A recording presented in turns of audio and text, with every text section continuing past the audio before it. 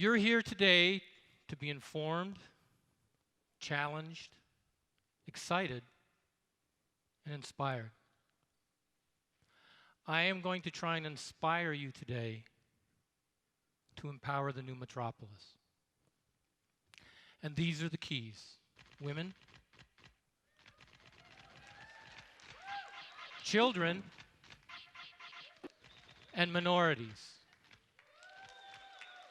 And this guy. Does anybody not know who this man is? And we're going to come back to him. In 1804, the world population was 1 billion.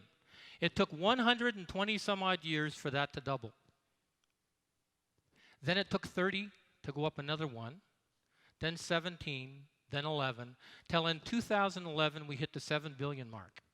And by 2050, we think it's going to be 9. 10% of the world's population lived in cities in 1900. In 2007, it hit 50%. Did you read about that in the papers? Did your kids learn about that in school? I'm going to come back to it. By 2050, they anticipate that 75% of us will live in cities of varying states. The urban population in Africa and Asia will double in the next 30 years. That means that in a time period of 1 generation, the urbanized population on those 2 continents will duplicate everything that has happened in those places from the beginning of time, in 1 generation. By that time, 81% of the world's population will live in developing countries. Cities drive the social, the economic, and the environmental state in which we either prosper or do not prosper. The goal to global prosperity is to ensure that can happen. The world population grows by 200,000 people per day. This is a 1-minute time lapse of every plane that flies in 1 day in the world. And you'll see the darkness sweep over to, well, wrong way for you, sweep over towards America as day changes. That's about 9 o'clock in the morning in Europe. This graphic did not look this way 10 years ago. This graphic will not look this way 10 years from now because the yellow is moving that way.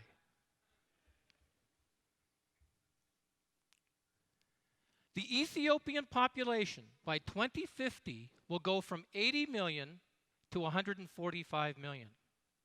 In the same time period, the German population is going to shrink. Now you know why I tell you the yellow is moving.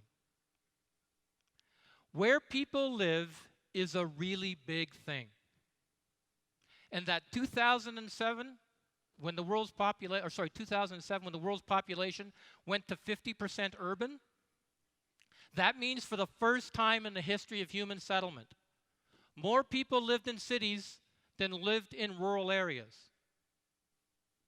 And when we talk about empowering the new metropolis, that is what I'm talking about. And you have probably not heard of this because it will fundamentally change how we do everything.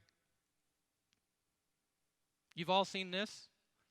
I stole it from a smart guy. But I will give him credit because I call it the Newtonian city. It's my theory of cities. And if there's any university professors in the crowd, you credit me. The energy of the new metropolis will be directly proportional or be conditional upon the mass of everything we have, education, healthcare, jobs. But the key ingredient is the C, the concentration of people. And it's about the concentration of people and why I put it to the power of 2. Because the power of 2 is about opportunity, equality, and access for everyone. Those people. It's about access, opportunity, and equality for women, children, and minorities. In 1980, Shanghai had 121 buildings in excess of 8 floors. By 2005, there were 10,045. Yet 20% of the Shanghai residents do not have the right to an education. In China, if you move into the city and you don't have a permit, you cannot be educated. Who does this impact the most? Two of the three groups I've cited. And I'm going to point to you that the real power of the new metropolis lies with those two groups and the minorities.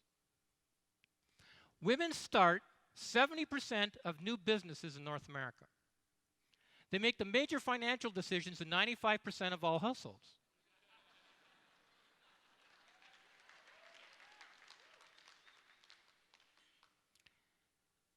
Yet 39% of the single moms in the United States live in poverty today. 33% of the kids in poverty in the United States are in single-parent households. Who are the most affected people? Women and children.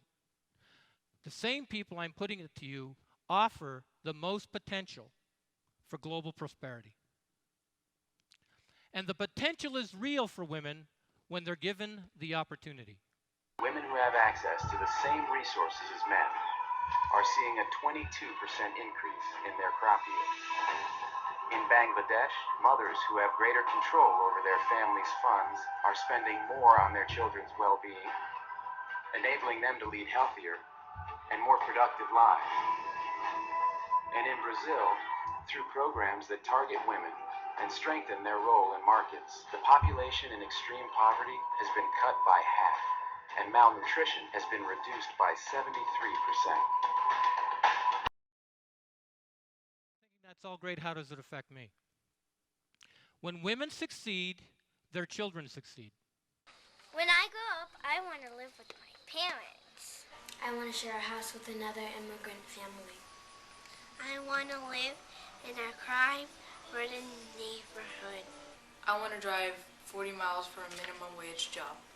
I want to go to an underperforming school. I want to drop out of school in grade 10. I want to be a gang member. I want to terrorize people in downtown Silver Spring. I can tell you when I had that video made in my last job, many of my employees would not let their kids appear. But when I showed it to the city council and they had the same reaction of you, then they stopped and they listened. There isn't a person on the planet who doesn't want the same thing for their kids that you want. It doesn't matter what color they are. The first generation Latinos want the same thing. India has more honors kids than America has kids. They need 4 million engineers in the next 30 years. They have 500,000. By 2020, they will have 12% of the world's 25 to 34-year-old population. Does that scare you? It should if you own a business. Let's look at the other side of the coin in Spain. Youth unemployment is estimated between 25% and 42%. In 1970, there were 5.6 people working for every retiree. This year, it's dropped to 3.6. In 2050, it's going to be 1.5. That is the perfect storm for economic and social mayhem. Because Spain isn't doing what other places do. Attract youth, women, and families. The top 10 demand jobs in 2010 did not exist 6 years before that. Today's kids will have 10 to 14 jobs by the time they're 38. And half of what college students learn in their first year is out of date by the time they hit the third year. The world is changing. A project at Carnegie Mellon University studied how two groups of children, those who lived in the city and those in the suburbs, saw and understood their surroundings. The suburban children tended to work alone, while the city kids negotiated with one another how to build. Suburban children didn't design anything with another child, except for one thing, and that was the mall. There was no public space. They don't know public space. Nobody was inhabiting the buildings that they were designing. The urban children all had doors. There were little figures inside. They had flower pots. They had public transportation nearby. So the urban children were knitting a fabric, and they themselves were the community. So when I talk about India having more honors kids than America has kids, and then you see what Carnegie Mellon found out about urban and suburban in America, and you start to see some differences. In 1950, the average woman in the world gave birth to 5 kids. I was 5 out of 6. By 2011, it was 2.5. A huge shift, but the population continues to grow. We are going through the largest migration of humanity in the history of the world today. Youth move for opportunity. If they're going to have 10 to 14 jobs by the time they're 35, they're going to move to get them. There has to be a larger role for women in this economy. And minorities are an economic and social engine. In the United States, the working population of white people is going to drop from 82% to 63%, and the minority workers are going to exceed and fill that gap. Just ask the Republicans from the last presidential election. And they're all trying to speak Spanish now. Minorities are 30% more likely to start a business. Yet since 2008 in the economic crisis in the United States, their access to credit went down 62% because of the banks. And that's a TED Talk I could do all night. Vulnerability. Who remembers the Chicago heat wave of 1995? 739 people died. That's 7 times more than what happened last year in Hurricane Sandy, but you don't remember it. If they'd had a $250 air conditioner in the window, their chances of survival would have gone up 80%. Yet women and Latinos fared better than anybody. Why? Because women are very social, and because Latinos have larger families and they live in denser environments. And as a result, they could rely on each other to have the social capital to get over the challenge. And now to this guy. Because in 1960, when he was running for president, he spoke again about this, and in 1969 in his first State of the Union, he talked about the greatest challenge to nation building is how do we handle the population growth? He wrote about this. This guy was the most democratic president since FDR. I'm quite serious about that, and that's another TED Talk. So the question is, Richard Nixon asked it, how will we accommodate the next 100 million? He said that in 1969. They hit that in 2005. And now I revise that question to tell you that the United States is expected to gain 120 million people by 2050.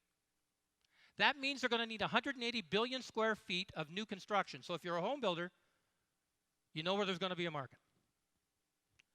That means they're going to have to build 45 to 74 million new homes. That's more homes than exist in Canada, the United Kingdom, and France today. And the increase in senior citizens is going to go up over 120%. Dual parent homes.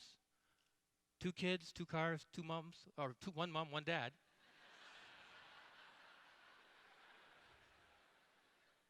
Is going to drop below 20% of the households because there are a lot of 2 moms and 2 dads in some of those households.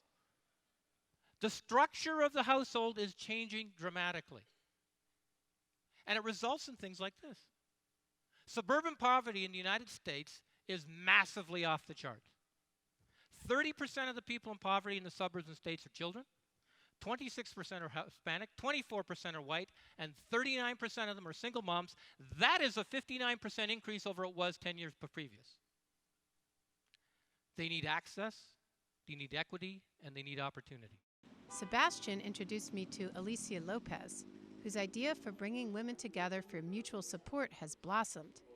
She started the Long Branch Women's Sewing Circle, which meets regularly in the basement of the Cyber Cafe. Like the name implies, they sew together. Their products are on display at the Fenton Street Market.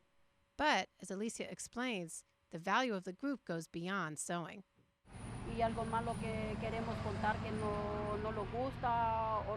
We are getting together as women to be able to have a kind of a safe space to be able to share. So at every meeting, we start off with saying one great thing that's happened to you in the week and something that you're struggling with, and then we spend about 20 minutes trying to brainstorm ways to help each other. And so sometimes if people are almost going to be evicted or need help with childcare, we kind of talk as a group through those things together. And so you start to also feel like you're not alone, that you have a group of people who are kind of going through similar things as you. And this brings me to my point. I want you to look at what you're wearing, and I want you to look at your shoes.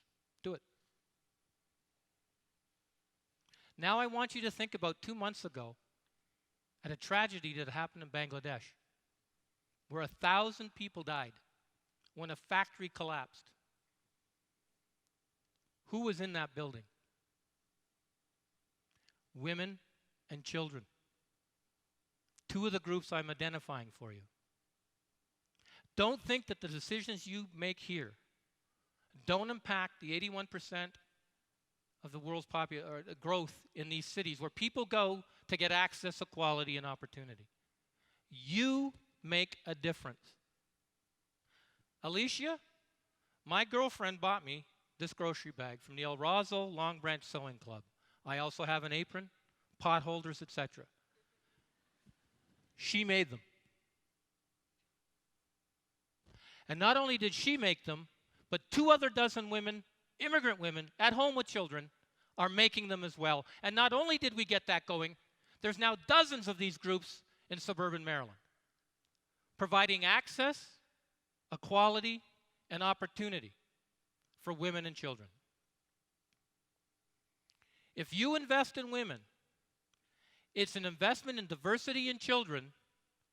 It's an investment in our future. And my assignment to you is go buy a bag. Thank you.